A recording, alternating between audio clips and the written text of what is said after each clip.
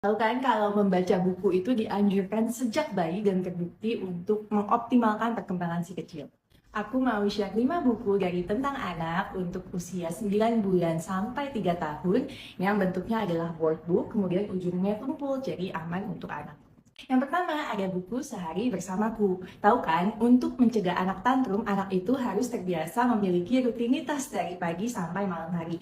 Nah, buku ini mengajarkan tentang rutinitas dari bangun tidur sampai mandi, makan, sampai akhirnya si kecil tidur lagi. Jadi, anak akan merasa relate dan engage dengan bukunya.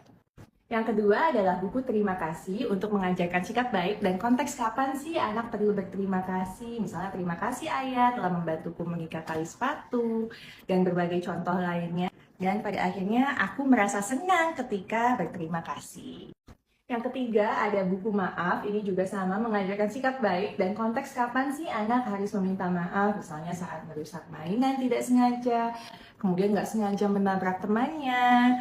Ternyata aku merasa lebih baik setelah aku meminta maaf. Yang keempat ada buku Menjadi Kakak, ini ada dua versi kakak laki-laki dan kakak perempuan agar bisa lebih siap menjadi kakak dan mencegah terjadinya sibling rivalry. Jadi ini menceritakan dari ibunya hamil, kemudian nanti dia akan ada teman bermain yang baru, kemudian ibu bapaknya harus ke rumah sakit, jadi nanti pas ibu bapak ke rumah sakit nggak bingung, kemudian bermain, membantu menyiapkan baju mandi adiknya, sampai aktivitas lainnya. Aku sayang adik, aku sayang keluargaku. Nah, buku seri yang terakhir itu seri emosi, memperkenalkan emosi kepada anak supaya ia tahu, oh aku tuh lagi sedih, oh aku lagi marah, kalau aku sedih aku harus apa ya. Ini contohnya buku sedih, mungkin ini lebih cocok untuk anak sekitar usia 2 tahun sampai 5 tahun.